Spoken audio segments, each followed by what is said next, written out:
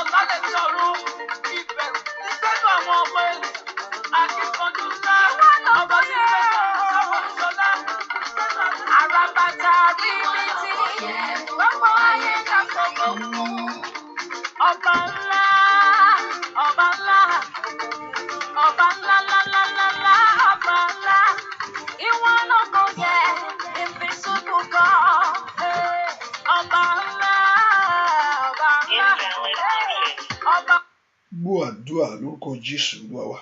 Ẹ ká bẹ̀rẹ̀ sí dúpẹ́ fún oore ọ̀fẹ́ tọ́lọ́run fún wa láàárọ̀ yìí. Ẹ ká sọ fún pé ó ṣe ní gbogbo ọ̀nà. Ní gbogbo ọ̀nà ó ṣe. Ẹ ká sọ fún bẹ́ẹ̀. Ọlọ́run ó ṣe o. Mo mọ rírì orí agbára rẹ. Mo mọ rírì àánú rẹ lórí ayé mi. Bẹ́ẹ̀ kò bẹ̀rẹ̀ sí gbé Ọlọ́run ga níbi tó wà ẹ́. Bẹ́ẹ̀ kò dúpẹ́ lọ́wọ́ Ọlọ́run fún àǹfààní tó fún ọ. Ẹ ò dúpẹ́ fún àǹfààní tó fún ọ, dúpẹ́ fún oore ọ̀fẹ́ tó rí gbà wájú rẹ̀. Bẹ́ẹ̀ kò yìn tọkàntọkàn pé Ọlọ́run ó mọ̀ ṣeun. Ọba tí tó mú mi jí, èyí tó sọ mí di alààyè ọkàn. Bẹ́ẹ̀ kò gbé Ọlọ́run ga níbi tó wà ẹ́ pé Olúwa ó mọ̀ ṣeun. Ẹlẹ́dàá mi ó mọ̀ ṣe o. Jésù ó mọ̀ ṣe o. Jésù ó ṣe o. Jésù ó ṣe o. Jésù ó ṣe o. Dúpẹ́ lọ́wọ́ Ọlọ́run, dúpẹ́ lọ́wọ́ Ọlọ́run rẹ. Dúpẹ́ lọ́wọ́ ẹlẹ́dàá rẹ sẹ́. Dúpẹ́ lọ́wọ́ alágbára. Ọba tí ò fi ọ́ sílẹ̀. ọba tí ò jẹ́ kí ojú tì ọ́, ọba tó ń pa ọ́ mọ́, ọba tó pa ọ́ mọ́ nítorí tiẹ̀, ọba tó ń pa ọ́ mọ́, ọba tí ò sùn tí kì í tó gbé. Jésù mà ṣeun, alágbára mi ò mà ṣeun, ọlọ́run mi ò mà ṣeun. Bẹ́ẹ̀ kó gbé ọlọ́run yìí ga. Jésù ṣeun. Lift your voice and thank him. Lift your voice and worship him. Gbéga sẹ́. Lift your voice and honor him. Lift your voice and appreciate him. Lift your voice and worship him. Gbéga sẹ́. Mo fẹ́ kó yìn lógo. Ọlọ́run mi ò mà ṣeun. Ẹni mọ Ísírẹ́lì ó ṣe. Ẹni tó pọ̀ nípa tí agbára ó mà ṣe. Ó ṣe, ó ṣe, ó ṣe, ó ṣe, ó ṣe, ó ṣe, ó ṣe, ó ṣe, ó ṣe nínú ilé mi gbogbo. Ó ṣe lórí ayé àwọn ọmọ mi.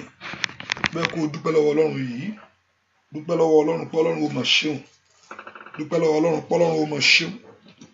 Dúpẹ́ lọ́wọ́ ọlọ́run pé ó mà ṣeun. Dúpẹ́ pé ó mà ṣeun, ó ṣeun, ó ṣeun. Jésù ó mà ṣeun o. Dúpẹ́ lọ́wọ́ ọlọ́run, ọlọ́run ó mà ṣeun. Ó ṣé Olúwa, ó ṣé olùgbàlà, ìfẹ́ rẹ̀ sí mi ò pọ̀. Ó ṣé o Bàbá.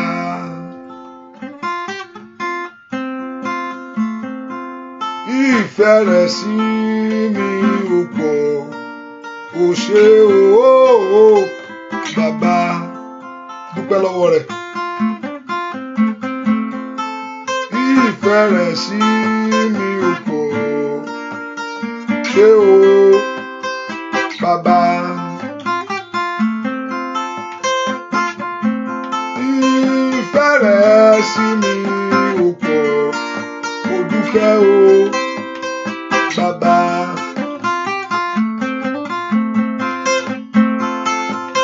Ìfẹ́ rẹ̀ sí mi ò pọ̀. Ó ṣé o Bàbá. Dúpẹ́ lọ́wọ́ ọlọ́run rẹ. Ó ṣé Olúwa, ó yìn ọ́ olùgbàlà,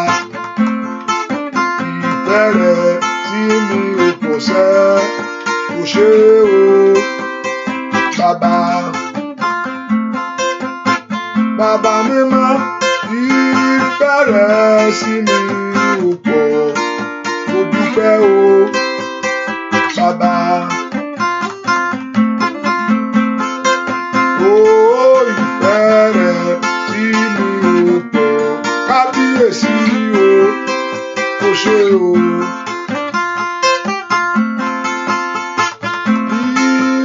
Ìfẹ́ rẹ̀ sí mi ò pọ̀. Mo dúpẹ́ o Bàbá.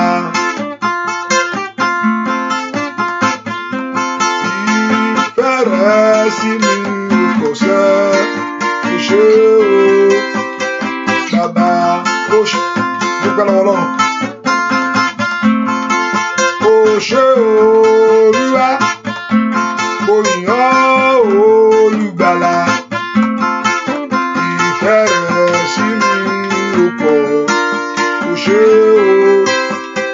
o Bàbá.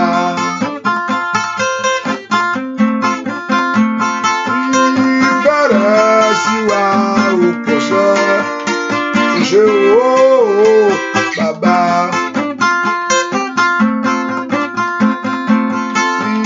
Ìfẹ́ rẹ̀ sí wa ò pọ̀.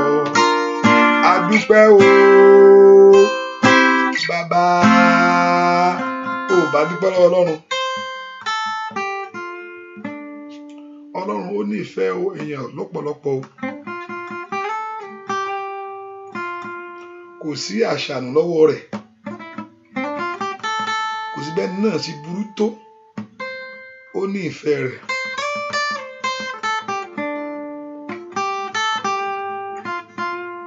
Dúpẹ́ lọ́wọ́ rẹ̀ fún ìfẹ́ tó ní sọ.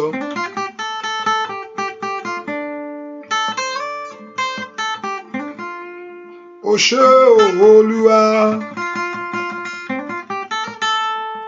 mo yìn ọ́ olùgbàlà, oore tó ṣe lórí ayé mi ò pọ̀. o ṣé o bàbá. Dúpẹ́ lọ́wọ́ Jésù mà ṣeun o. Èmi ó máa yàn o bàbá o. Èmi ó máa yàn o bàbá.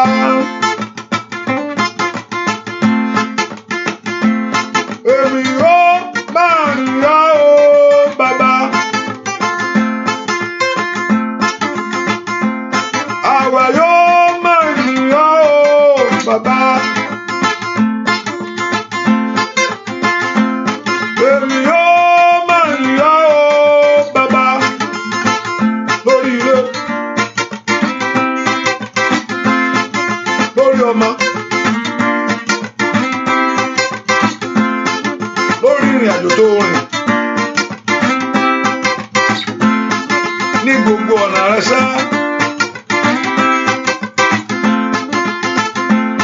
Èmi yóò máa yàn o bàbá.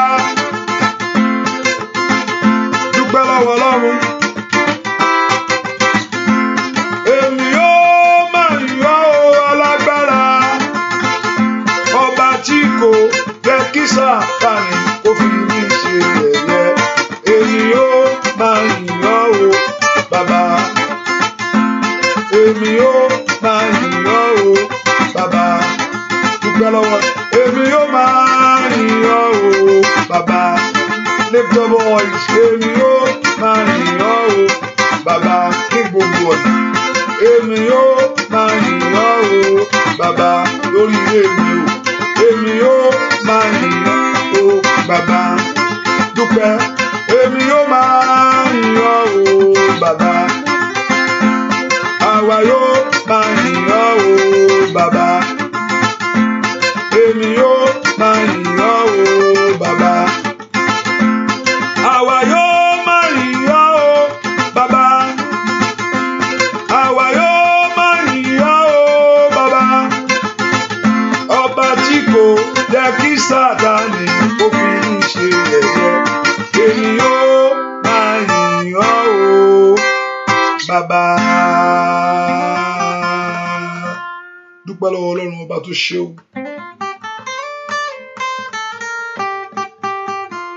Dúpẹ́ lọ́wọ́ Ọlọ́run tó ṣe ìyanu. Jésù mà ṣeun. Jésù mà ṣeun. Jésù ṣe o. Gbé Ọlọ́run ga. Gbé Ọlọ́run ga. Gbé Ọlọ́run ga ní àárọ̀ yìí. Jésù ṣe o. Ó ní kẹ́ wá sẹ́nu náà rẹ̀ pẹ̀lú ohun ìyìn tó wọ́pẹ́. Ó fẹ́ kó mọ rírì orí rẹ̀ lórí ayé rẹ ṣẹ́. Ó fẹ́ kó mọ rírì ohun tó ti ṣe lórí ayé àwọn ọmọ rẹ. Dúpẹ́. Mo lérò pé ohun tó ń béèrè yẹn dúpẹ́ lọ́wọ́ rẹ̀ kó lágbára pé ó lè ṣe fún ọ. O ṣé o ṣé o ṣé o ṣé o ṣé o ṣé o. Jésù ṣé o. Jésù ṣé o. Ẹ bá mi júbà rẹ̀. Ẹ bá mi wólẹ̀ fún o.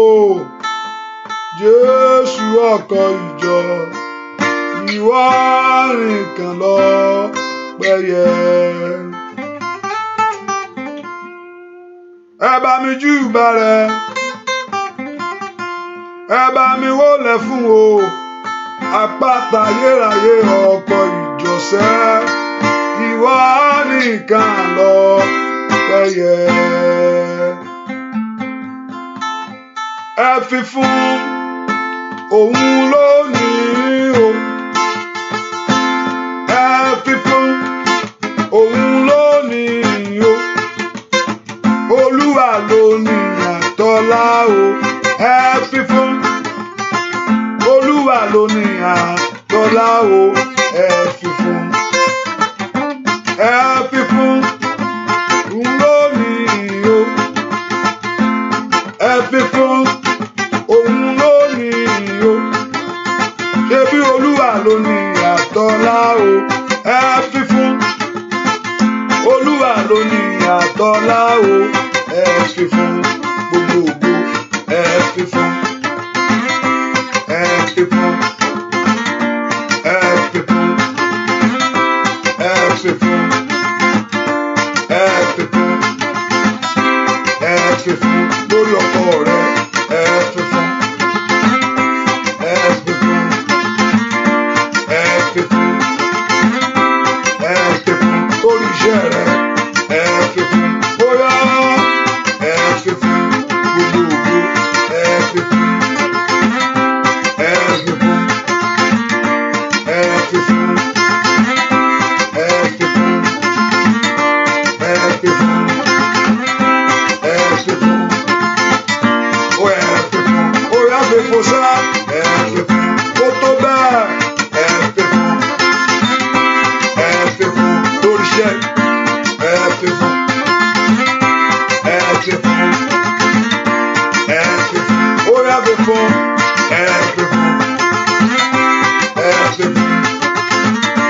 ẹ fi fún, ó yá ẹ fi fún, ẹ fi fún, ó yá fi fún sá, ẹ fi fún, ẹ fi fún, ẹ fi fún, ẹ fi fún, ẹ fi fún, ẹ fi fún, ẹ fi fún, ẹ fi fún, ó yá fi fún, ẹ fi fún, ó yá gbogbo fún, ẹ fi fún, ọlá fún sá, ẹ fi fún, èyí fún sá, ẹ fi fún, ó tó bẹ́ẹ̀, ẹ fi fún, ní gbogbo ọ̀nà, ẹ fi fún, lórí ilé rẹ, ẹ fi fún, lórí ọmọ rẹ, ẹ fi fún, lórí ọkọ rẹ, ẹ fi fún, lórí iṣẹ́ rẹ, ẹ fi fún, gbogbo ògo, ẹ fi fún, òun ló ní, ẹ fi fún, óyá óyá óyá, ẹ fi fún, óyá fi fún sẹ́, ẹ fi fún, ó fi fún sẹ́,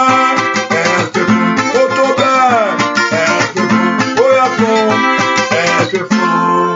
Sọ fún Ọlọ́run gbogbo ẹ̀ṣẹ̀ mi, dáríjì mi, ẹ̀ṣẹ̀ mi má jò járe mi kulẹ̀. Sọ fún Ọlọ́run gbogbo ẹ̀ṣẹ̀ tó bá lè dènà àdúrà mi, ẹ̀mí mímọ́ ro tẹ̀ ẹ̀jẹ̀ rẹ o, ro tẹ̀ ẹ̀jẹ̀ rẹ, ẹ̀jẹ̀ ní kó ro. Olúwa ro ti ẹ̀jẹ̀ rẹ, Olúwa ro ti ẹ̀jẹ̀ rẹ lórí igi àgbélébùú nítorí ọ̀rọ̀ mi. Ask the Lord to forgive every sin, whatever that may be. Ẹ̀ṣẹ̀ mi má jò dènà àdúrà mi. Olúwa ro ti ẹ̀jẹ̀ rẹ, ẹ̀jẹ̀ rẹ ni kó rò kó dá mi láre. N ó yìn ọ́ o, ẹ̀jẹ̀ rẹ ni kó rò kó dá mi láre. Orúkọ Jésù, k'Olúwa kó ro ti ẹ̀jẹ̀ rẹ, kó fi dá ọ láre. Ọlọ́run ro ti ẹ̀jẹ̀ rẹ, ẹ̀ṣẹ̀ mi mọ́, ohun tó lè fi sùn lò láti jẹ mí yà, Ọlọ́run fẹ́ ẹ̀jẹ̀ rẹ parẹ́. Whatever thing that accuser is using, pé wo nǹkan tó ń ṣe, wọ́n mọ tó ń béèrè orí lọ́wọ́ ẹ̀, wo nǹkan tó ń ṣe yẹn, ohun tí olùfisùn ń lò láti dá mi lẹ́jọ́ níwájú ìwọ Ọlọ́run, Olúwa fi ẹ̀jẹ̀ rẹ parẹ́. Àánú kó ṣògo lórí ìtẹ́ ìdájọ́. Ọlọ́run gbàdúrà, sọ fún Ọlọ́run, Ọlọ́run jẹ́ kí àánú rẹ kó ṣògo lórí ìtẹ́ ìdájọ́ lórí ọ̀rọ̀ mi. Àánú kó fọhùn sínú ayé mi. Àánú kó fọhùn sórí ọ̀nà mi. Àánú kó fọhùn sórí iṣẹ́ mi. Olóhùn ó ṣàánú fún ẹni tóhùn ó ṣàánú fún o. Ò bá béèrè fún àánú nú àwọn tí ó ṣàánú fún, Olúwa kà mí mọ́ wọn. Nú àwọn tó gbọ̀rọ̀ wọn rò, nú àwọn tó bẹ ayé wọn wò, nú àwọn tó tu tí wọn ṣe, Ọlọ́run kà mí mọ́ wọn. Orúkọ Jésù, ó yá gbàdúrà, k'Ọlọ́run kó kà wọ́n mọ́ wọn, nú àwọn tó torí wọn ṣe. Ask the Lord to count you worthy. Ask the Lord to count you worthy. Olúwa kà mí mọ́ wọn. Count me worthy, O God. Kó o tú ọ̀rọ̀ mi ṣe, kó o tó rí mi ṣe, kó o tú ayé mi ṣe. Gbọ́ àdúrà lórúkọ Jésù Kristi. Olúwa wá, orúkọ Jésù. Ọlọ́run mo sátọ̀ wá. Olúwa gbà mí. Lord, I run to you. Deliver me. Psalm 59 verse 1. It said, deliver me from my enemies, O God. O my God, defend me from them that rise up against me. Olúwa gbà mí. Ẹ kó porúkọ Jésù, k'Ọlọ́run kó gbọ́ ọ́. kó fa aṣọ ọ̀yà lára, kó fàya lọ́rùn rẹ. Olúwa gbà mí. Let God deliver you. Take away every cloth of shame. Olúwa gbà mí. Fa aṣọ òṣì ya lára mi. Olúwa gbà mí. Fa aṣọ ẹ̀gàn ya lára mi. Olúwa gbà mí. Fa aṣọ àmúbọ́ ya lára mi. Bẹ́ẹ̀ kó porúkọ Jésù, ó dọ̀ kí Ọlọ́run kó gbà ọ́. Ó dọ̀ kí Ọlọ́run kó gbà ọ́ tọmọtọmọ, tilétilé tẹbí tará. Ẹ̀yin ogun ọ̀run ẹ gbà mí. Ẹ fa aṣọ òṣì, ẹ fa aṣọ ẹ̀gàn ya lára mi. Ẹ gbà mí. Ẹ gbà mí lọ́wọ́ agbára tó jù mí lọ. Let God deliver you from that situation that you cannot help yourself. Ó yá gbà mí. Let God deliver you from that situation that you cannot help yourself. Olúwa gbà mí ní òkú tí mi lè rán, èmi gangan lè rán ara mi lọ́wọ́. Èmi gangan mi lè rán ara mi lọ́wọ́. Sometimes some people, we will be in some position that we cannot help ourselves. Olúwa mi lè rán ara mi gangan lọ́wọ́. Ṣùgbọ́n ó yá gbà mí o. Ẹ̀yin ogun ọ̀run ẹ gbà mí. Ẹ má jòjó tì mí. Ẹ gbà mí lọ́wọ́ ìyà, ẹ gbà mí lọ́wọ́ ẹ̀gàn. Ẹ gbà mí lọ́wọ́ òṣì, ẹ gbà mí lọ́wọ́ ìtìjú. Orúkọ Jésù kí ogun ọ̀run kó gbọ́ ọ́. Ẹ gbà mí. Orúkọ mo sátọ̀ wá. Olúwa gbà mí. Mo sátọ̀ wá. Olúwa gbà mí. Ọ̀run mo sátọ̀ wá. Olúwa gbà mí. Olúwa ò bá gbàdúrà kọ́lọ́run kó gbọ́ ọ́.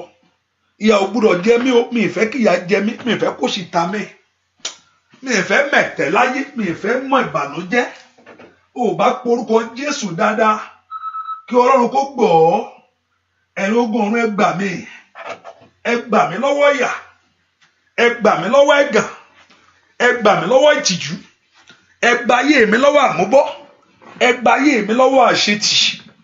Ọmọ Ọlọ́run gbàdúrà kó bẹ Ọlọ́run kọ́lọ́run kó gbọ́ ọ́. Ìyà ò gbúdọ̀ jẹ́ o. Ìran méjì ò kì í tòṣì. Ó yẹ kí òṣì tánú ilé rẹ. Ó yẹ kí ẹ̀gàn tánú ọ̀nà rẹ. Ní orúkọ Jésù, ó yẹ gbà mí. Gbọ́ àdúrà lórúkọ Jésù Kristi. Olúwa wá. Orúkọ Jésù. Ẹ̀yin ogun rẹ gbà mí lọ́wọ́ ogun àbínibí. Ẹ̀yin ogun ọ̀run ẹ gbà mí lọ́wọ́ ogun àbínibí. Njọ́ ti wọ̀ ọ́. Wọ́n ti pè lọ́mọ ìbànújẹ́. Ọmọ ìbànújẹ́ eléyìí. Ogun àbínibí. Ẹ̀yin ogun ọ̀run ẹ gbà mí. Orúkọ Jésù sẹ́. Ẹ gbà mí lọ́wọ́ ogun àbínibí. Every generation battle. Ogun tí bàbá rẹ jà. Ogun tí wọn náà tún jà. Wọn tó tún wọ ọmọ rẹ náà gbà. Kíní náà fẹ́ máa ṣe díẹ̀díẹ̀ náà ayé ni yó. Orúkọ Jésù. Ó yẹ ẹ gbà mí lọ́wọ́ ogun ìran. Ẹ gbà mí lọ́wọ́ ogun àbínibí. Ẹ gbà mí. Mo kò béèrè fún ìtúsílẹ̀ ayé rẹ. Tọ́lọ́run bá gbọ́ ogun ṣẹ́nu. Tọ́lọ́run bá gbọ́ ayé rẹ dára nu. Tọ́lọ́run bá gbọ́ àṣeyọrí dé nìyẹn. Mo máa ń sọ, mo ní Amẹ́ríkà tàbí ìmọ̀lú tó wá o. Torí pé o kó Nàìjíríà pé mo kó Nàìjíríà pé lọ́wọ́ ẹ̀yà. Ẹ jẹ́ kí n kó Nàìjíríà ò dáa. Nàìjíríà ò dáa. Ẹ jẹ́ kí n lọ sílùú òyìnbó. Ẹ jẹ́ kí n lọ sílùú òyìnbó. Tọ́lọ́run ò bá gba olú ẹ̀ lọ́wọ́ ẹ̀yà. Wọ́n sì ìyà ń dòde. Èèyàn bá lógún ọdún bẹ́ẹ̀. Ìyà ń dòde o. Àìmọye. Káyàbá wí ṣàtàyàbá. Àbá kan mo bá wọkọ̀ ọjọ́ kan èyìnbó ní sọ. I'm in America. Lọ́dún mélòó ọwọ́ ìyà ti mú. Orúkọ Jésù ẹ gbà mí. Ayàbá kútàyàbá wí ṣàtàyàbá. Ròtídàbá kútàyà ẹ gbà mí lọ́wọ́ ìyà. Ẹ gbà mí lọ́wọ́ ogun tó lóun ò ní dẹ̀yìn. Nínú àdúrà yìí, ogun tó lóun ò ní ṣẹ́. Ó ń nílẹ̀ ó ṣàtàyàbá. Gbogbo agbára tó lóun ò ní lọ. Gbogbo ipa tó lóun ò ní fi ọ̀nà mi sílẹ̀. Orúkọ Jésù kọ́lọ́run kó gbọ́ ọ́. Ó lọ kí ayé rẹ kó nú ẹ. Ó lọ kí ayé rẹ kó gbayọ̀. Ó lọ kí ọkàn rẹ balẹ̀. Ó lọ kó o ti ju àwọn kankan lọ́nà ayé ẹ o. Ó yẹ kí n ti ju òṣì lọ. Ó yẹ kí n ju ẹ̀gàn lọ. Ó yẹ kó o ju àmúbọ́ lọ. You must greater, bigger than those things in your life. Orúkọ Jésù, ó yẹ bọ́ aṣọ ìyà lọ́rùn mi. Ẹ bọ́ aṣọ òṣì lọ́rùn mi. Take every filthy cloth, every cloth of shame, every cloth that is not of God. Orúkọ Jésù, ẹ gbà mí lọ́wọ́ ìtìjú. Ó yẹ ẹ gbà mí lọ́wọ́ àìrímọ́bí. Ẹ gbà mí lọ́wọ́ àìrọ́kọ. Orúkọ Jésù, ó yá gbà mí. Tọ́lọ́run bá gbà ìwà mọ̀ pé Ọlọ́run gbọ́. Ìwọ gan mọ̀ pé nǹkan dé. Tọ́lọ́run bá gbọ́, ìwọ náà ó mọ̀ pé ìyípadà dé. Ẹ̀yin ogun ọ̀run ẹ gbà mí. Orúkọ Jésù dáadáa, ó yẹ ṣe ìtúsílẹ̀ ayé mi lọ́wọ́ òṣì. Ó yẹ ṣe ìtúsílẹ̀ ayé mi lọ́wọ́ ẹ̀gàn. Ó yẹ ṣe ìtúsílẹ̀ ayé mi, ẹ ṣe ìtúsílẹ̀ ayé mi lọ́wọ́ ìtìjú. Matidaba kutayaba. The Lord should take away your life from reproach, from disappointment. Makari power sida. Gbogbo àgbà tó ń sọ wọn ò fìyà jẹ mí. Gbogbo ipá tó lòun ó dà mí lẹ́jọ́ ni sẹ́. Ní orúkọ Jésù, ó yẹ Ọlọ́run gbà mí lọ́wọ́ wọn. Ó yá gbà mí lọ́wọ́ wọn. Ó yá gbà mí lọ́wọ́ wọn. Ó yá gbà mí lọ́wọ́ wọn. Orúkọ Jésù gbà mí. Ó bá sọ fún Ọlọ́run kí ló ń ṣẹlẹ̀ sí ọ. Ó bá fẹ́nu ara rẹ wí o. Ó bá fẹ́ ó wà mama dákẹ́ mama dá ẹni tó tẹ́tẹ́ ẹ bá dákẹ́ nu. Orúkọ Jésù kọ́lọ́run kó gbọ́. Ọlọ́run ni mo fẹ́ yà sí o. Ni mo fẹ́ lọ tó o bá gbà mí. Ta ni mo fẹ́ fọ̀rọ̀ mi lọ? Ta ni mo fẹ́ sọ tèmi fún? Ní ìgbà tí Ọlọ́run ò bá dìde, ó yá dìde gbà mí. Má jòjú ó tì mí. Take away every reproach. Take away every disappointment. Take away every sorrow. Lord, take away today. Ó yá gbà mí. Let God deliver you. Ní orúkọ Jésù, ó dá kí ìyà rẹ kó dópin. Ó yá lórúkọ Jésù, ó dá kí àmúbọ́ kó dópin. Ó dá kó tó ń tì ọ́ lójú yẹn kó lọ lónìí. Ó yá etí wo ni ń gbọ́? Ọlọ́run etí wo ni ń gbọ́? Ó yá ó yá ó yá ó yá ó yá ó yá ó yá ó yá ó yá ó yá ó yá. Orúkọ Jésù, ó yá gbà mí lọ́wọ́ agbá tó ń fi ayé mi ṣe yẹ̀yẹ́. Ó yá ó yá ó yá ó yá. Ó yá gbà mí lọ́wọ́ ẹ̀gàn. Ó yá gbà mí lọ́wọ́ ìtìjú. Ó bá porúkọ Jésù. Ọlọ́run mo sátọ̀ wá. Màyálà bá wúta yába kàtàyàbá. Àwọn èèyàn ìdè o. Ó yá tú wọn sílẹ̀. Ó yá gbà wọ́n. Ó yá gbà wọ́n. Ó yá gbà wọ́n. Ó yá gbà wọ́n. Ogun tí ń ṣẹ̀rù bà ayé wọn. Ogun tí ń já ayé wọn láyà. Porúkọ Jésù sẹ́. Ẹ̀yin ogun ọ̀run ẹ gbà mí. La pilo tí kàtàyàbá. Let God deliver you. Ní tẹlifóòtì. In Jesus' name we pray. Tí Ọlọ́run bá ti gba ayé ẹni, ìtìjú afáyé ẹni lẹ̀. Tọ́lọ́run bá ti gba ayé ẹni, ògo òde. Tọ́lọ́run bá ti gba ayé ẹni, ìrànlọ́wọ́ á dé. When God deliver you, help will arise for you. When God deliver you, lift your voice and say to God, Olúwa gbà mí. In Psalm 56, verse 13, he said, for thou have delivered my soul from death. Thou have delivered my soul. Ó yá gbà mí. And thou have delivered my feet from falling, that I may walk before God in the light of the living. That you may walk before God in the light of the living. Kì í ṣe inú òṣì táyé bá rí ẹni olú ẹ̀ náà fún ọ̀pọ̀ Ọlọ́run yẹn lágbára. It's not in poverty and shame that people will acknowledge your God that is powerful. When things is not working, when things is not moving, people will not acknowledge it. But tọ́lọ́run bá gbọ́ ọ́, yẹn pé Ọlọ́run rẹ̀ lágbára. Ó yá fi agbára rẹ̀ hàn. Ẹ má fi agbára rẹ̀ hàn lórí ọ̀rọ̀ mi. Lord, show your supremacy, show your power lórí ọ̀rọ̀ mi concerning my case. Stop fiti tó bí bó o ṣe tó hàn. Ohun táyé sọ pé ó ti parí yẹn. Ohun tí doctor sọ pé kíní tó rẹ́ pé báyìí kò lè rí bẹ́ẹ̀ mọ́ o. Ohun tí doctor sọ fún ẹ pé whatever the doctors have said to you that it cannot happen anymore. Ohun tí wọ́n gán wò lára pé wọ́n tó ọjọ́ orí yẹn bá ti pé báyìí kò lè ṣe mọ́ ayé máa kó power sí ìdàkàtà yàrá ó yá ọ̀yin ogun ọ̀run ẹ gbà mí lọ́wọ́ ẹ̀ ó yá ẹ ṣàtúnṣe ọ̀rọ̀ mi ẹ ṣàtúnṣe ayé mi sẹ́ ó dá kí ire kó jọ fún mi ó dá kí ayé mi kó gbáre ọmọ Ọlọ́run porúkọ Jésù bí tó wà sẹ́ ó yá fún mi ní ire mi ó yá fún mi ní ayọ̀ mi ó yá fún mi ní àṣeyọrí mi porúkọ Jésù ó yá fún mi ní ìbùkún mi porúkọ Jésù ó yá fún mi ní ohun ògo mi ní orúkọ Jésù ó yá dáṣọ àṣírí bò ayé mi ọmọ Ọlọ́run gbàdúrà ó yá dáṣọ àṣírí bò ọ̀nà mi ó yá dáṣọ àṣírí bò ayé mi sẹ́ ọmọ Ọlọ́run gbàdúrà sẹ́ ó lọ kọ́ ọ̀kọ́run kó dáṣọ àṣírí bò ọ́ ó mẹ́tàlì àbàkúta yaba. Let God cover your life with glory. Gbàdúrà sẹ́ kí Ọlọ́run kó dáṣọ àṣírí bò ọ́ kó dáṣọ yìí bò ọ́ borúkọ Jésù ó yẹ mú tìjú ayé mi kúrò ẹ mú òṣì ayé mi kúrò ẹ mú ẹ̀gàn ayé mi kúrò borúkọ Jésù gbọ́ àdúà lórúkọ Jésù Kristi Olúwa wa ọmọ Ọlọ́run gbàdúà sọ fún Ọlọ́run ṣe mí lóore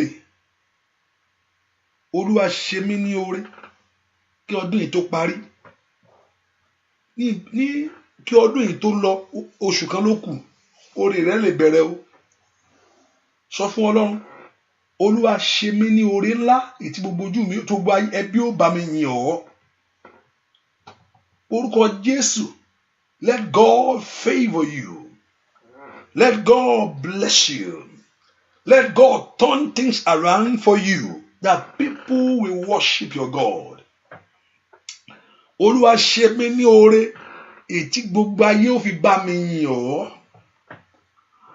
Olúwa ṣe mí lóore ètí gbogbo ayé mọ̀ pé tó fi mọ̀ pé mo lọ́lọ́run. Ètí gbogbo ayé ó fi mọ̀ pé ìwọ lọ́lọ́run mi. Orúkọ Jésù Olúwa ṣe mí lóore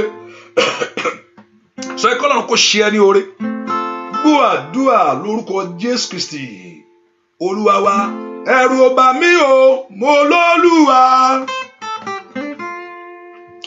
ẹ̀rù ò bà mí o mo lólúwa mo lólúwa o mo lólúwa ẹ̀rù ò bà mí o mo lólúwa o mo ní Jésù ẹ̀rù ò bà mí o mo lólúwa o sá mo ní Jésù láyé ẹ̀rù ò bà mí o mo lólúwa ẹ̀rù ò bà mí o mo lólúwa ẹ̀rù ò bà mí o mo lólúwa bàbá o mo lólúwa o mo lólúwa ayé.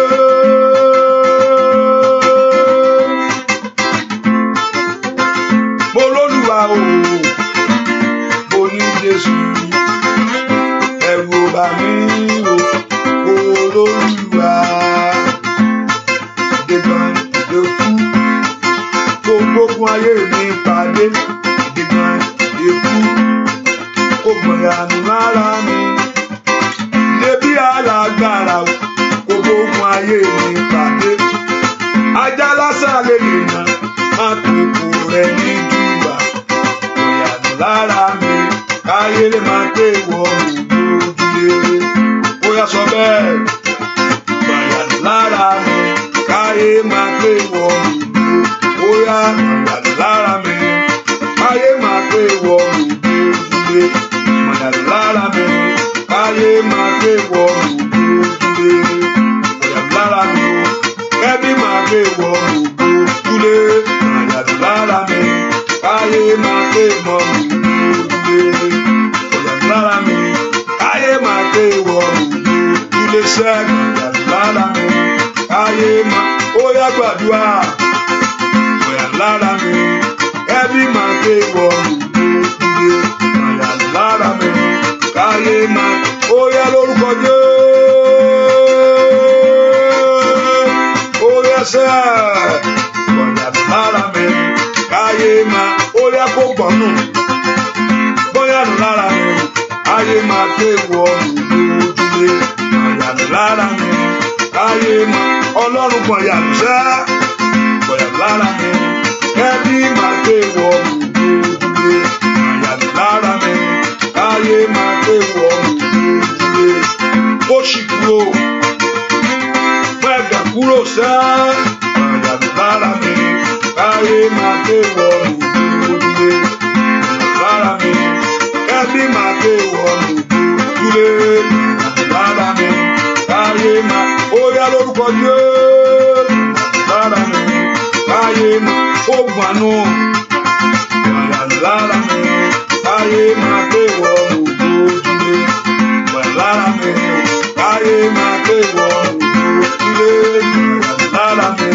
káyé ó yá kó gbanú sẹ́ lára mi káyé ayàbá ó ṣàtà ó yá àyà lára mi káyé máa ké wọ ojúlé lára mi ẹbí máa ké wọ ojúlé lára mi káyé máa ké wọ ojúlé òṣì lára mi káyé máa ké wọ ojúlé lára mi káyé ó yá kó gbọ́nù gbogbo ọwọ́kọ́wọ́ lára mi káyé máa ó yá sọ bẹ́ẹ̀ lára mi káyé ayàbá ó sàtàyàbá kàkàyàbá lára mi káyé máa ó yá múra ṣiṣẹ́ lára mi káyé máa ó yá gbàdúrà lára mi káyé máa pé wọ́n mi lára mi káyé máa tó ó yá kó mọ́nù lára mi ojúlé lára mi káyé máa ó yá lórúkọ Jésù ó yá lára mi káyé máa pé wọ́n ó yá gbàmù sẹ́ káyé máa pé wọ́n lára mi káyé máa pé wọ́n ó yá sẹ́ ó yá lára mi káyé máa pé ó àdúrà ló ń bà má bọ̀ rárá ẹ̀ ṣeré káyé máa pé wọ́n èrè lára mi káyé máa pé wọ́n ó yá kó bu aṣọ ìyà dànù ó yá ayé máa pé wọ́n ojúlé lára mi káyé máa pé wọ́n ojúlé ó sì kú láyé mi ayé máa pé wọ́n ojúlé lára mi ayé máa pé wọ́n ojúlé. Olúwa mú kó nú ọ̀rọ̀ mi sẹ́ ohun tó ń tẹ ayé mi lójú ohun tí ò jẹ́ kí inú mi dùn ohun tí ò jẹ́ kí n ní ìfọ̀kànbalẹ̀ ohun tí ò jẹ́ kí ayọ̀ rẹ pọ̀ ohun tí ò jẹ́ kí oríire pọ̀ sí fún ọ ó yẹ ẹ̀yin ogun ọ̀run ẹ mú kúrò ṣe bó sọnù rẹ pé ó ní igi tí bàbá mi ò bá gbìn a ó fàájú ti gbòǹgbò ní ọlọ́run ò gbòòṣì sínú ayé rẹ o má rò pé ọlọ́run ló gbìn bẹ́ẹ̀ ọlọ́run ò gbìn kankan bẹ́ẹ̀ ọlọ́run fàájú lónìí gbọ̀nyànú lára mi olúwa gbọ̀n nù olúwa gbọ̀n òṣì kúrò lára mi ẹ̀yin ogun ọ̀run ẹ mú kúrò nú ayé àwọn ọmọ mi ó yẹ ẹ gbọ̀n nù ẹ gbọ̀n ìyànú ohun tí ò múnú mi dùn ẹ mú kúrò mi ì fẹ́ morúkọ Jésù àní mi ì fẹ́ lè mọ́ ìwọ lọmọ tó ń ṣe ọ́ mi ì fẹ́ lè mọ́ ọlọ́run mi ì fẹ́ àṣetì mọ́ mi ì fẹ́ àmúbọ́ mi ì fẹ́ ìtìjú no more hindrances no more obstacle no more failure ó yẹ gbọ́nù gbọ́ àdúrà lórúkọ Jésù Kristi olúwa wa. Are you still there, that auntie that make me to interpret? I want to know that you are still there. Hallelujah. Just say amen. Amen. Let me know that you are still there. So I'll carry you along. Orúkọ Jésù. ẹ̀yin ogun ọ̀run ẹ gbọ̀n ìyànú lára mi. Ìyà ò dá o, kíyàn dáwọ́ lé nǹkan kó má jọ kò ń ṣe nǹkan gidi, tàbí kíyàn wà ń bì kan fún ọjọ́ pípẹ́ kó má rí nǹkan kan tọ́ka sí nǹkan ìtìjú ni o. Kíyàn má lè dúró láàrin ẹgbẹ́ kó sọ̀rọ̀ ìlànà gbẹ́nu sàn kí ni sọ, ilé ń sọ̀rọ̀ ìwọ náà ń sọ̀rọ̀ ò lọ́jọ́ kú bì kan.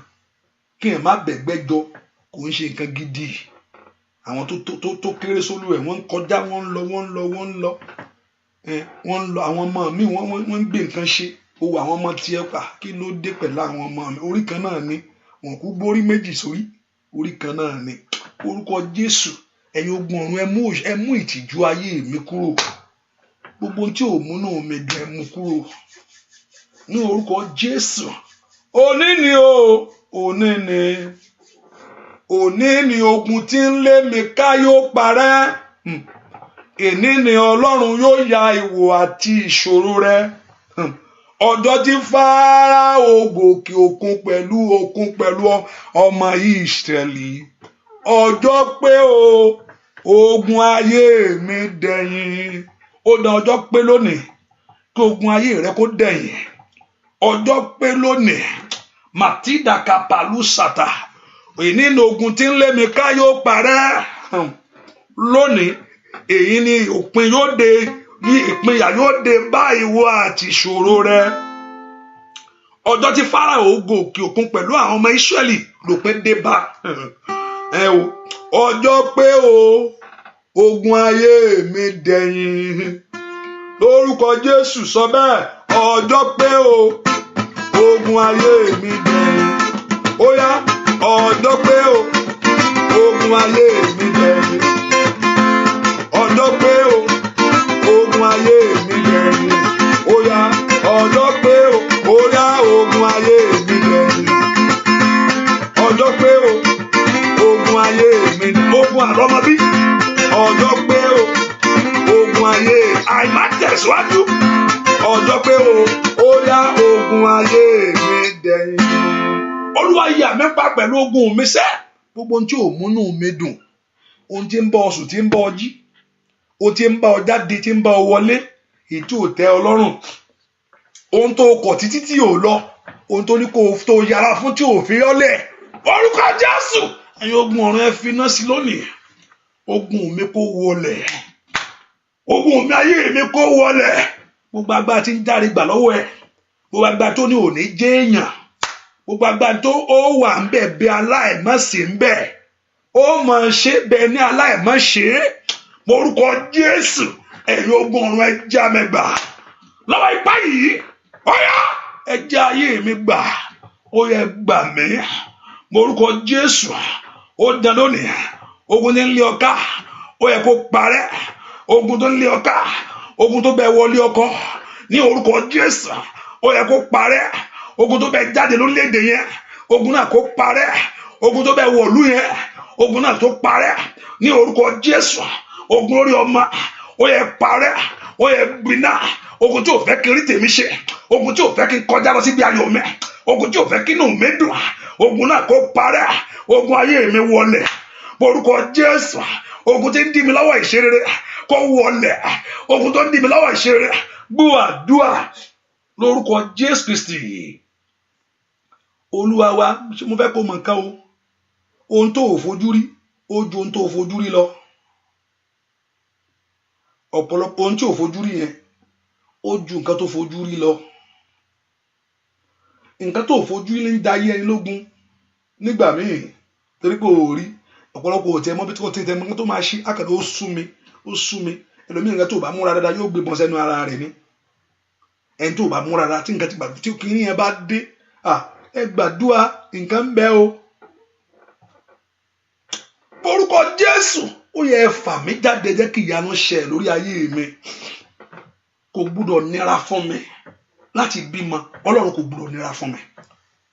Wo nǹkan tó bè lọ́wọ́ rẹ̀, Ọlọ́run eléyìí ò gbúdọ̀ nira fún mi.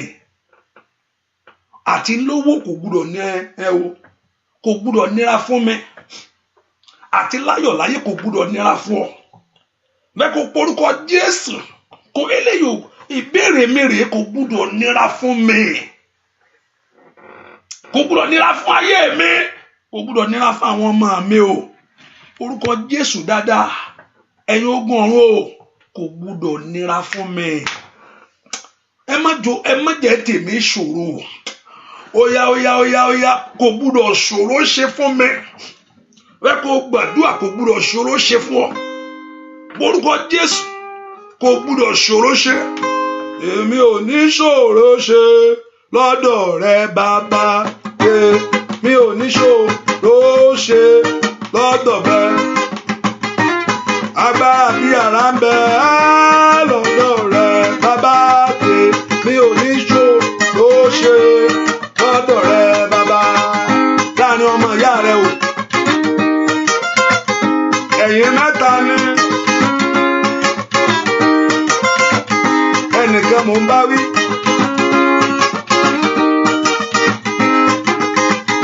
Èmi ò ní ṣòro ṣe lọ́dọ̀ rẹ bàbá. Èmi ò ní ṣòro ṣe lọ́dọ̀ rẹ bàbá. Agbára bí àrá ń bẹ sá lọ́dọ̀ rẹ bàbá o.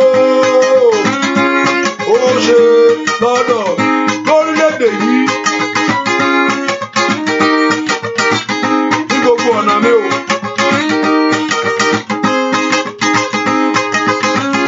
Ó yá gbàdúrà sá. Èmi ò ní ṣòro ṣe lọ́dọ̀ rẹ bàbá. Èmi ò ní ṣòro ṣe lọ́dọ̀ rẹ bàbá. Má jẹ́ kí tèmi ṣòro ṣe lọ́dọ̀ rẹ bàbá. Èmi ò ní ṣòro ṣe lọ́dọ̀ rẹ bàbá.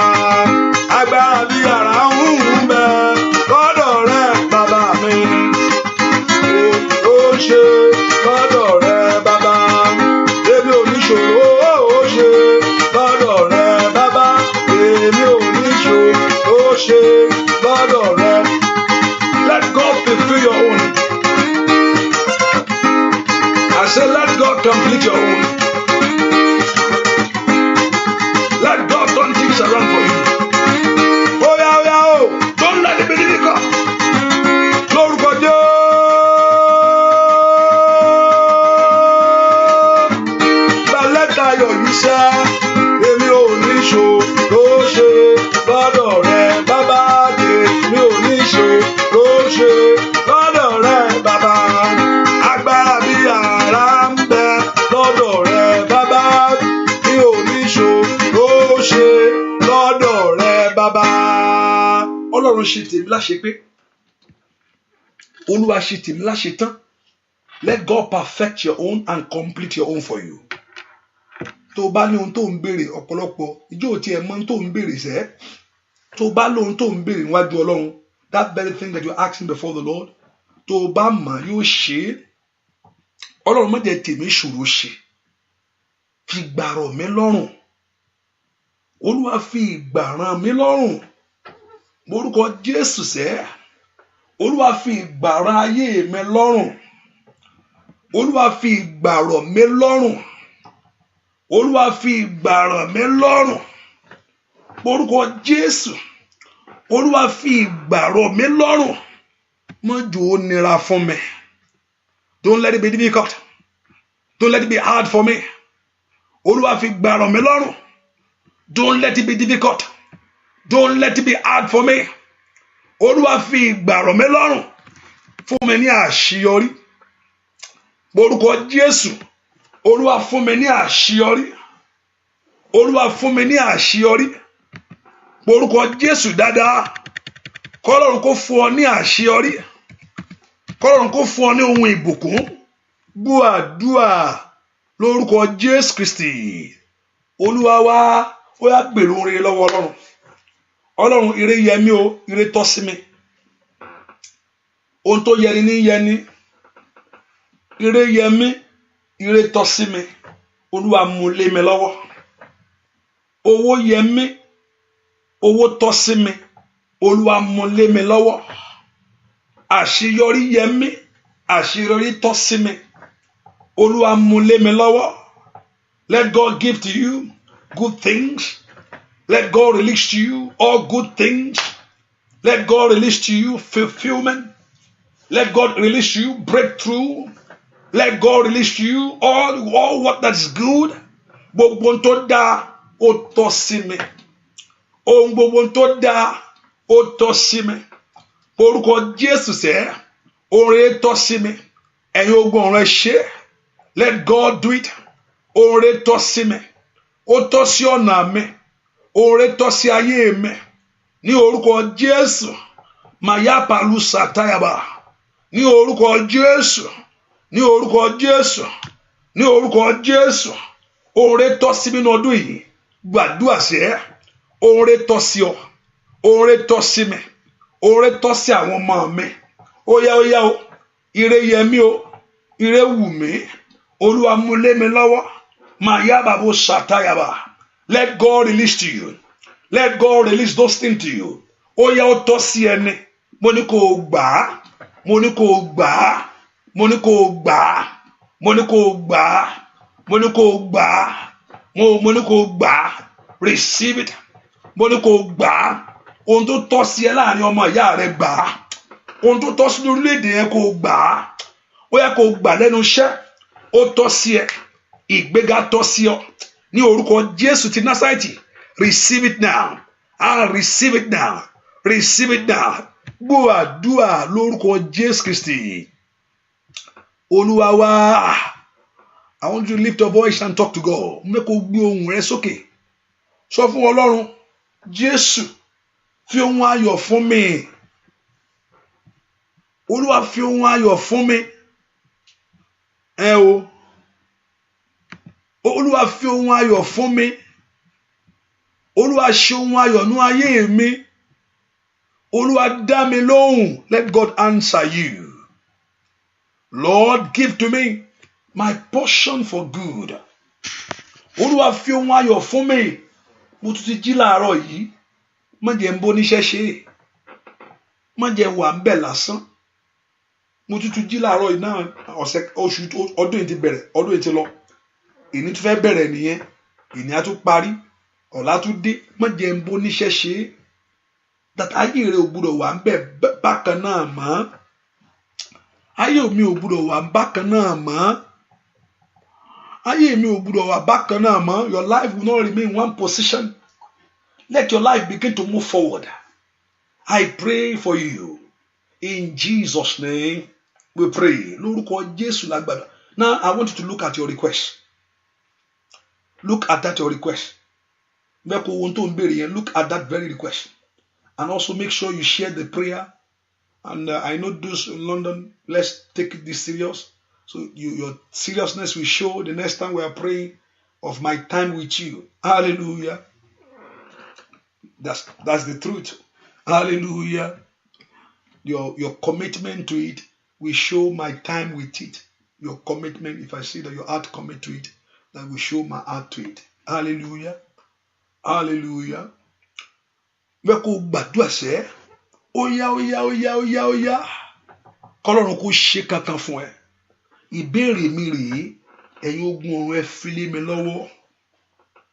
Ṣé ọmọ ló béèrè níwájú Ọlọ́run tàbí iṣẹ́ ló ń béèrè?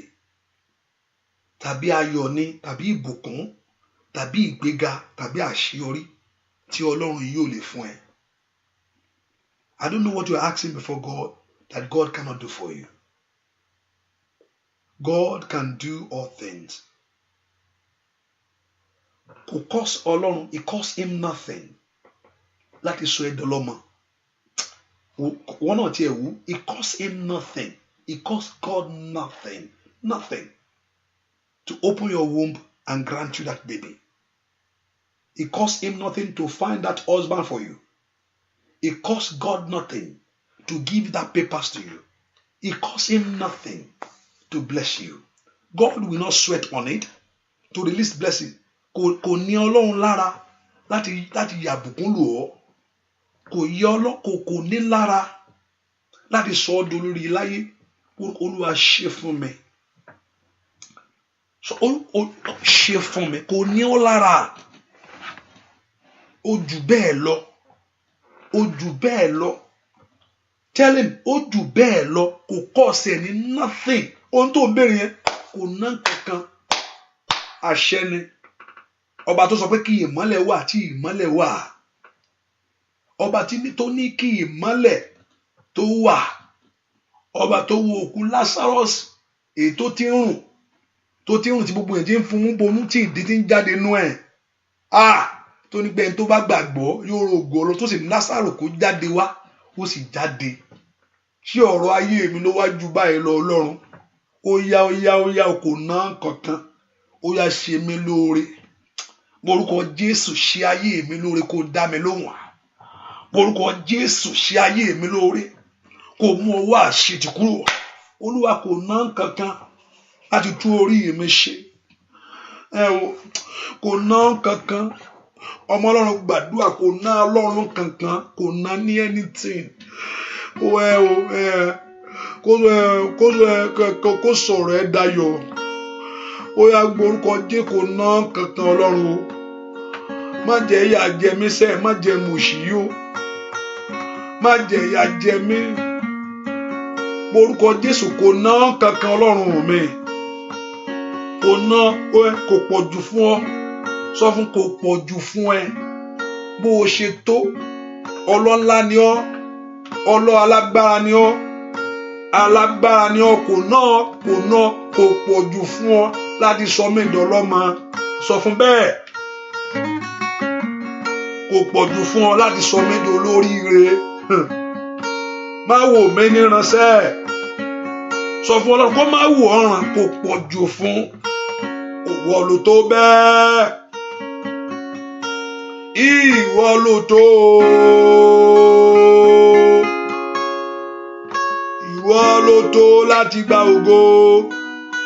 Ìwọ ló tó Ọlọ́run mi. Kò ná ṣé ìwé ìgbélu yẹn ni? Àtẹn tó wà ń bẹ̀ tó wà lórí oyè àti ọba abẹ àti orílẹ̀-èdè yẹn òun ló kúkú ní. Má jẹ́ ń dààmú. Ohun tó ń béèrè kò ná ní ìṣẹ́jú kan. Mo wá nǹkan kan ti fọdún, mo wá nǹkan kan nígbà kan lọ́jọ́ ayé mo wá fún ọdún, mo sá kíjokíjo. Ọ̀rọ̀ kan ló sọ, èmi ní ń ṣe. Níjọ́ tó ti sọ̀rọ̀ yẹn, òun ló lè ṣe. Èmi dẹ̀ ń dààmú tí mo ń sá kíjokíjo. Ó dẹ̀ sọ pé òun lè ṣe kinní yìí. Ó tó bẹ́ẹ̀, alágbára gíga o. Ó sì ṣe. Ó tó bẹ́ẹ̀, ó jù bẹ́ẹ̀ lọ. Ọlọ́run ó jù bẹ́ẹ̀ lọ sẹ́. Ó yá ó bu aṣọ ìyà lára rẹ̀. Ó yá lórúkọ Jésù, ó tó bẹ́ẹ̀ o. Ìwọ ló tó bẹ́ẹ̀. Ìwọ ló tó. Ìwọ ló tó láti gba ògo. Ìwọ ló tó Ọlọ́run mi. Kí ló lè ṣe? Ọlọ́run mi o, kí ló lè ṣe sá? Kí ló lè ṣe? Ẹlẹ́dàá mi o, kí ló lè ṣe sá? Kí láyé sọ pé ó ti parí? Kí làwọn èèyàn sọ fún ẹ pé kò ṣeé ṣe mọ́? Kí ni wọ́n gán wò pé ṣé kí ni à ṣe ṣe báyìí ná? Ìgbà míì á wo epo mi á bàyàn lẹ́rù. Ṣùgbọ́n ohun tó ń bọ̀ lẹ́rù yẹn á gbọ́ Ọlọ́run ká. Ìwọ tó dá ayé àtọ̀run, kí ló lè ṣe? Kí ló lè ṣe? Ọlọ́run mi, kí ló lè ṣe? Kí ló lè ṣe? Ọlọ́run mi, kí ló lè ṣe? Ta ló jùlọ? Ọlọ́run mi, ta ló jùlọ? Má dákẹ́ lórí ọ̀rọ̀ mi. Ta ló jùlọ? Ọlọ́run mi, ta ló jùlọ? Ta ló jùlọ? Ẹlẹ́dàá mi sẹ́, ta ló jùlọ?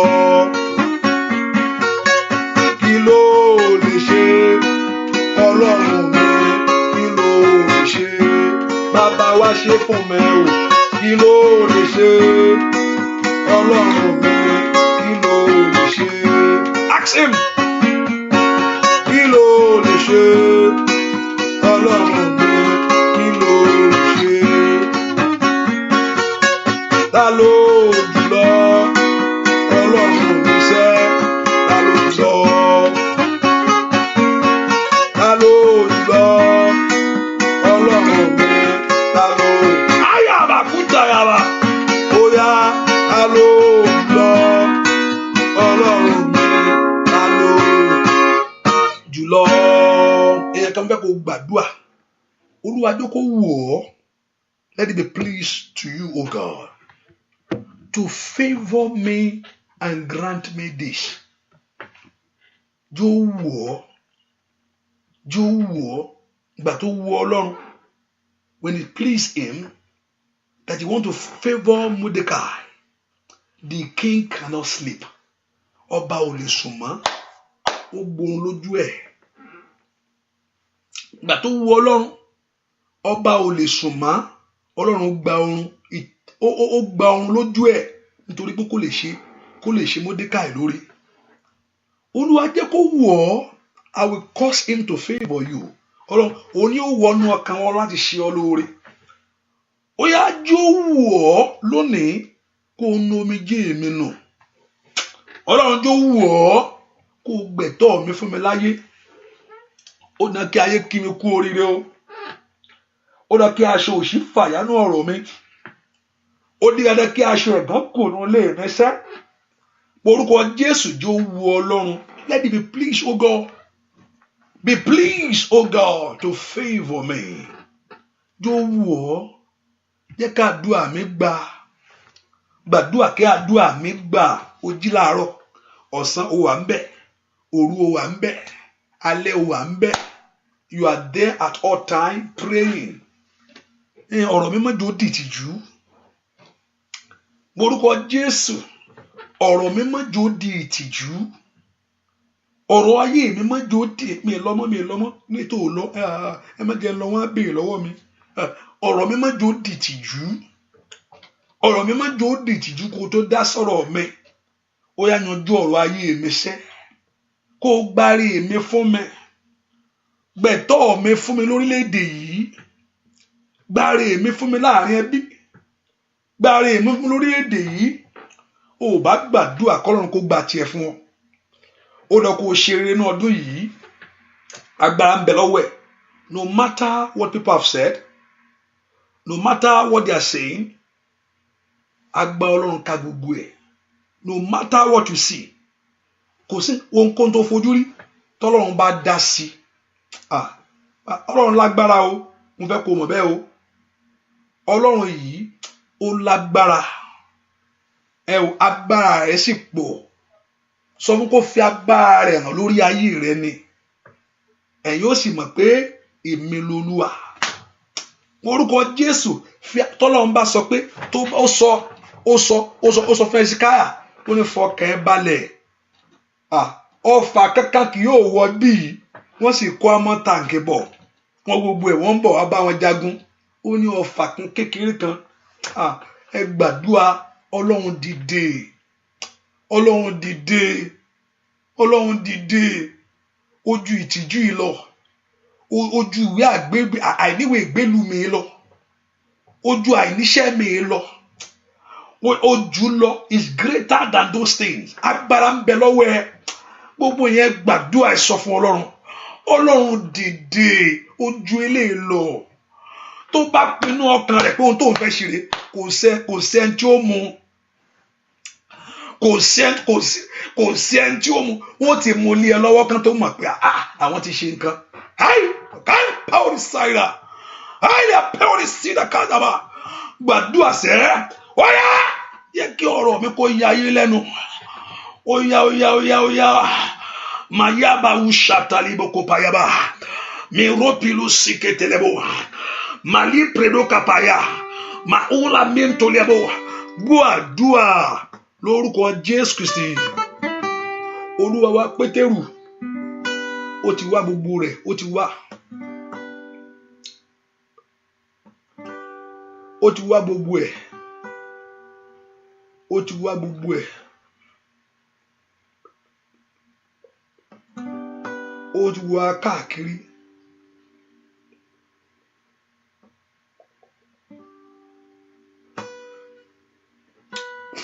Ó ti wá gbogbo ẹ̀ káàkiri ṣùgbọ́n kò rí. Ó ti wá gbogbo ẹ̀ káàkiri kò rí. Jésù wá sọ fún pé ó ní pé kó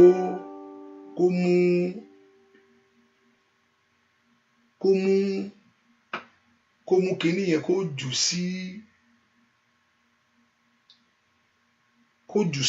mú àwọn rẹ̀ kó jù sínú omi. Pétérù wá dá Ọlọ́run lóhùn pé we have toiled all night. Ó ní we have toiled all night. So Pétérù ó mọ nǹkan tó ń sọ torí pé apẹja ni.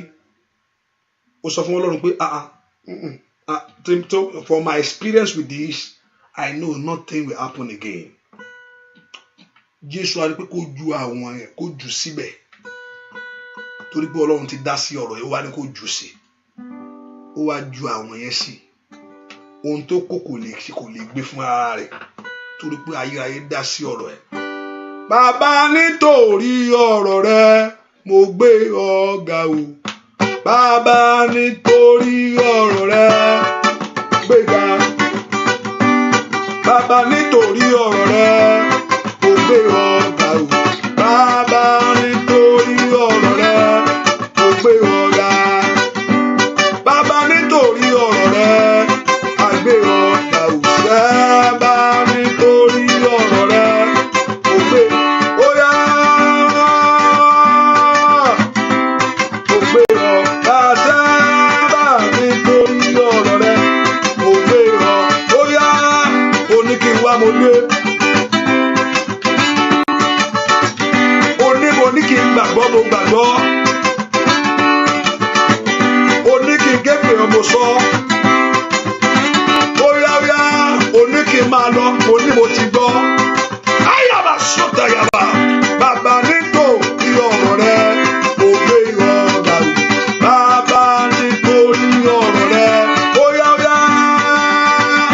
ó nítorí ọ̀rọ̀ rẹ ni mo gbé ọ̀gá o. Bàbá nítorí ọ̀rọ̀ rẹ. Ó yá bàbá nítorí ọ̀rọ̀ rẹ mo gbé ọ̀gá. Bàbá nítorí ọ̀rọ̀ rẹ. Ó yá lórúkọ Jésù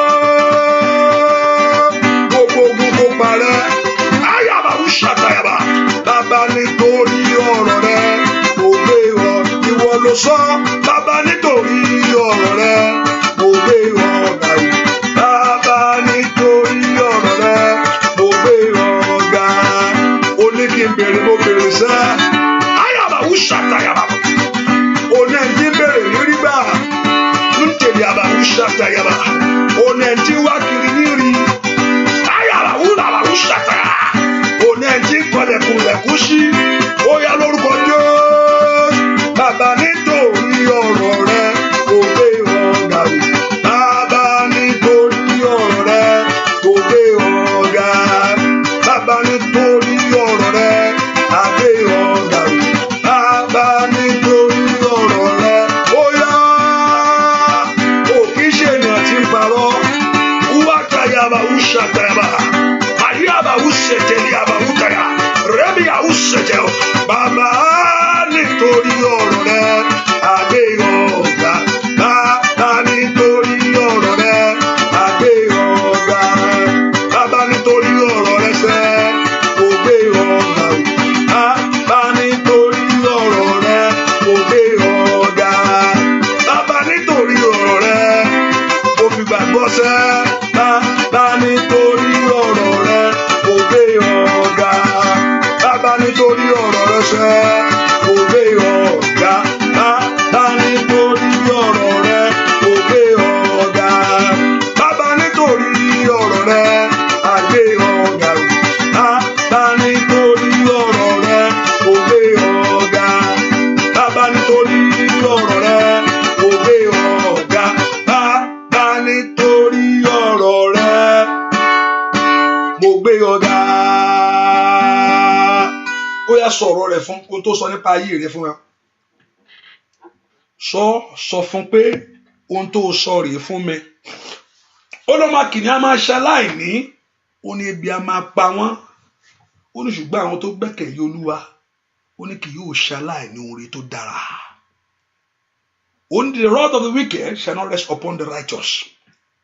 Ó bá sọ̀rọ̀ tó sọ nípa fún ọ, bèè lọ́wọ́ rẹ̀ sẹ́, mo gbé ọ̀gá nítorí ọ̀rọ̀ rẹ̀, mo gbàgbọ́ nítorí májẹ̀mú rẹ̀, ó yá ṣẹnu ayé mi, dá mi lóhùn kó fi ayọ̀ kún mi, dá mi lóhùn kó dé mi ládé ayọ̀ kọ́dún yìí tó parí, ó yá kójú kó tiẹ̀ lẹ́gàn, káyé mà pé mo ní ọ, káyé mà pé ìwọ lọ́lọ́run mi. Gbàdúrà, mo gbé ọ̀gá nítorí ọ̀rọ̀ rẹ̀ sẹ́, ọba Ọlọ́run gbàdúrà, bèè lọ́wọ́ Ọlọ́run pé mo gbé ọ̀gá nítorí ọ̀rọ̀ rẹ̀. I honor you because of your word. I honor you because of your word. I honor you because of your word. I honor you because of your word. You said to me, stand upon that word. I should cast my burden upon you, that you, God, you will sustain me. He said, cast your burden upon the Lord, because you cares for me. I cast my burden upon you, Lord. I cast my burden upon you in the name of Jesus. Cast your burden upon him. Kó mú aṣọ ìtìjú kúrò, kó mú aṣọ ẹ̀gàn kúrò, kó mú aṣọ àṣetì kúrò. Nítorí ọ̀rọ̀ rẹ ni ó ní kí n béèrè, mo béèrè ẹ̀. Ọ̀rọ̀ rẹ sọ fún mi kí n béèrè o. Ọ̀rọ̀ rẹ sọ fún mi kí n béèrè. Jẹ́ kí àṣeyọrí kó dé ọwọ́ mi. Ìyẹn kan mo gbàdúrà, gbogbo agbára tó ní òní ní àṣeyọrí láyé, ní orúkọ Jésù, agbára náà kó wọlé iwájú ẹ. Gbogbo ipá òkùnkùn tó ní òní ní àṣeyọrí kankan, gbogbo agbára tó sọ, gbogbo májẹ̀mú tó ní pé òní ní àṣeyọrí, ní orúkọ Jésù níwájú rẹ lónìí, agbára náà kó wọlé. Kò ní sú ọ, kò ní rẹ̀ ọ́. Ọlọ́run yóò dá sí ọ̀rọ̀ rẹ. Ọlọ́run yóò dá sí ọ̀rọ̀ rẹ.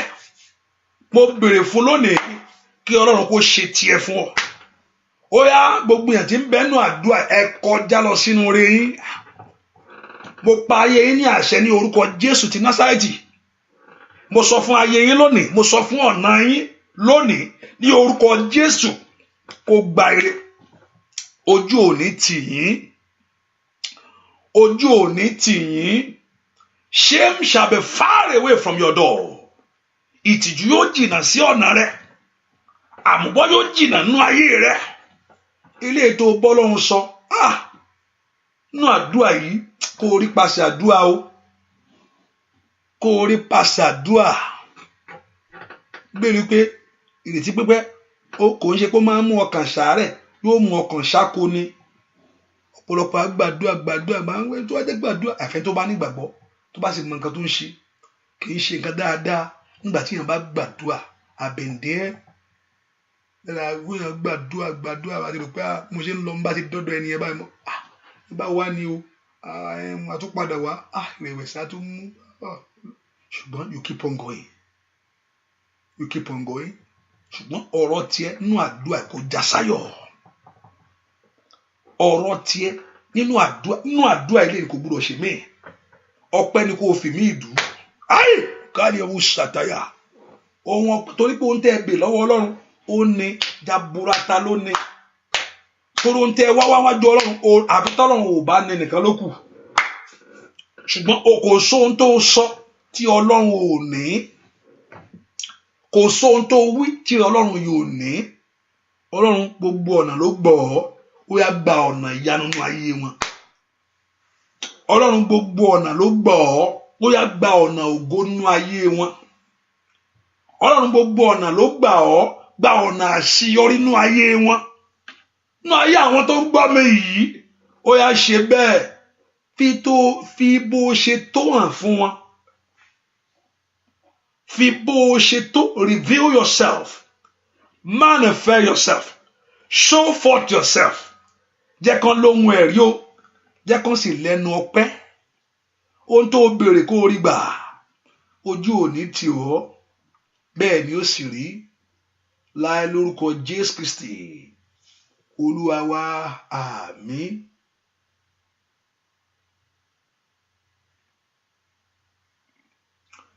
Ọmọlára má bẹ̀rù. mi ò bẹ́ẹ̀ nìkan jẹ́ ọmọlára o ọmọlára olúwa ní kí n sọ fún ẹ kó má bẹ̀rù ọmọlára ọmọlára ọmọlára olúwa ní kí n sọ fún ẹ kó má bẹ̀rù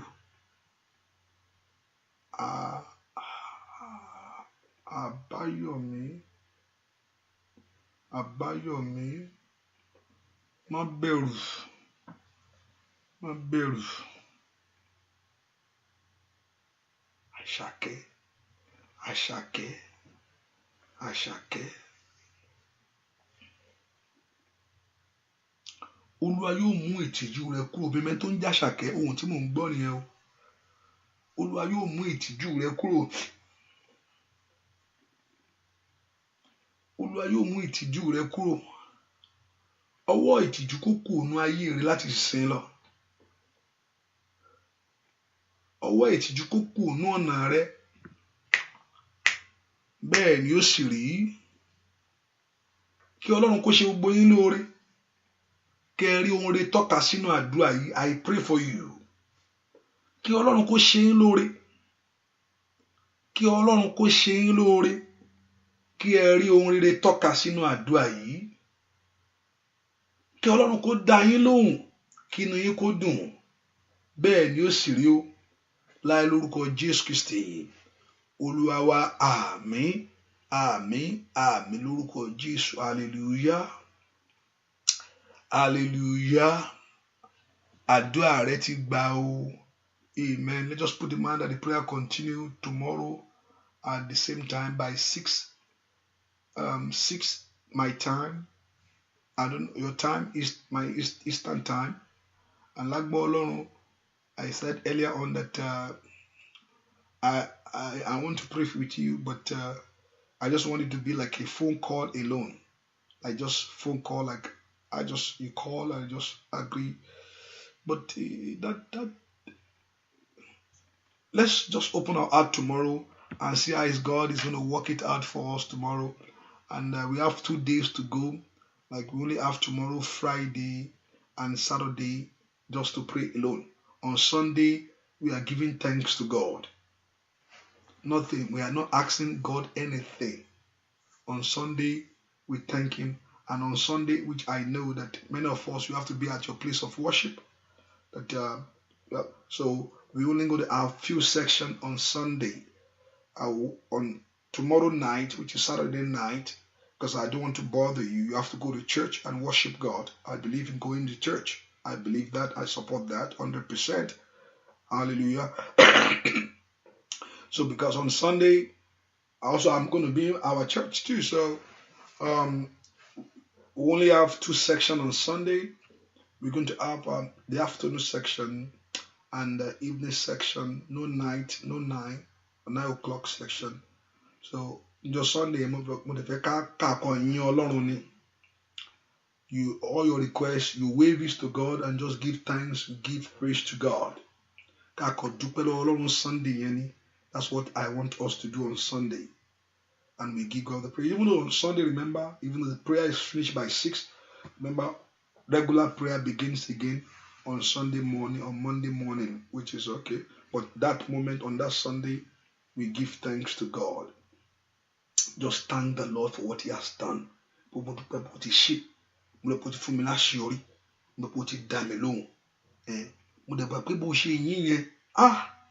Ọlọ́run yóò ṣe bẹ́ẹ̀ fún ọ torí pé o gbàgbọ́.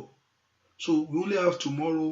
So tomorrow probably a different things on tomorrow, and also I mentioned it earlier on that I want to pray because I realize that only 2 people believing God for fruit of the womb and also believing God for husband. So I'm looking at that time just to work it out with you tomorrow, just for special prayer for those believing God for the fruit of the womb, just to pray with them, just to and let's see how it's going to work tomorrow on Saturday by God's grace. Just have faith in God. That's what matters. And believe and align yourself with your miracle. And align yourself with your miracle. And the miracle it will happen in your life. No year. Olórí rẹ kó wọ́ọ́rí. orúkọ rẹ kó dún létí wọn kó wá fi retí ẹ fún wa. Gbogbo everyone that have applied, everyone that have applied, that you have applied for one thing or the other, everyone that is hearing me, gbogbo yẹn tó ń gbọ́ mi, èyí tó ti kọ ìwé application fún nǹkan kan, mi mọ nǹkan tó kọ application fún o, bóyá iṣẹ́ ni, bóyá ìwé ìgbélú ló kọ application fún, ohunkóhun tó bá tiẹ̀ jẹ́ that you put on your name and you apply. Kì í ṣe ẹni tó apply yẹn ló fẹ́ fún ẹ bí kò ṣe pé Ọlọ́run òun ló ní, Ọlọ́run ló ní ẹni yẹn, Ọlọ́run ló ní kíní yẹn, òun ló ní. Iwájú Ọlọ́run yẹn ni oṣù wa wà, iwájú Ọlọ́run yẹn tó ní ẹni yẹn, tó ní ibẹ̀ yẹn, iwájú ẹ̀ ló wà yìí. O ò gbúdọ̀ lẹ́ni tó ní ibẹ̀ tó tún lẹ́ni yẹn kó tún wá máa jìyà.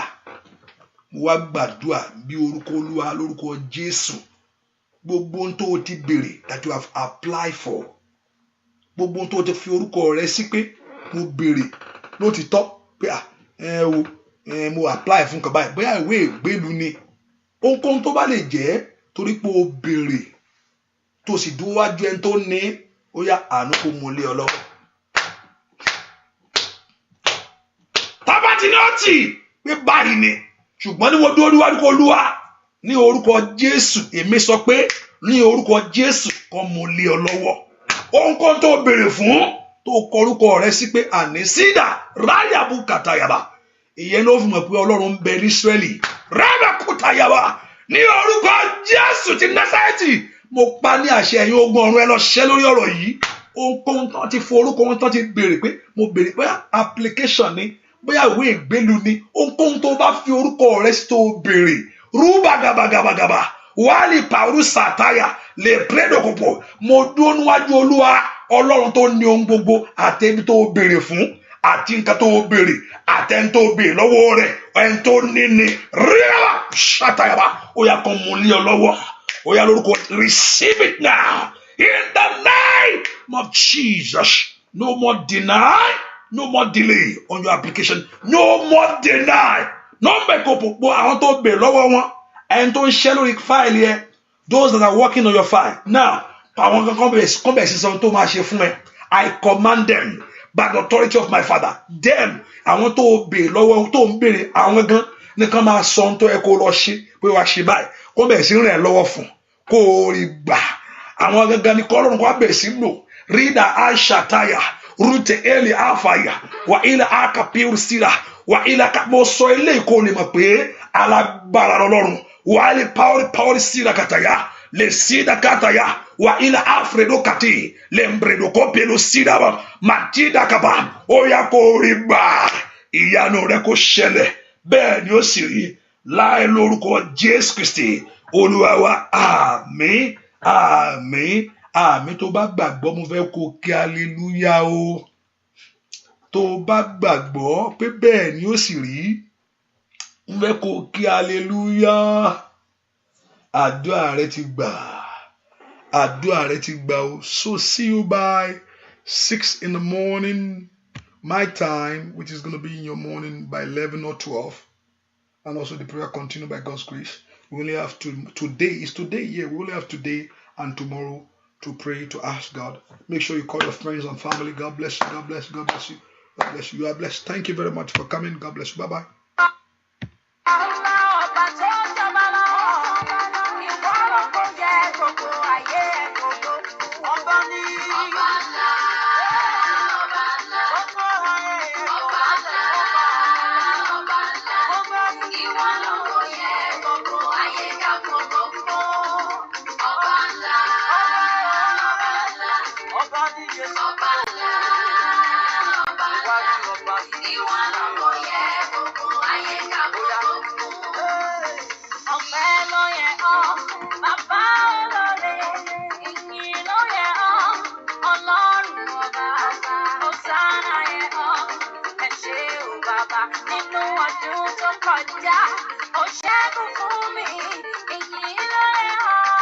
Ọlọ́run ọba, ó sá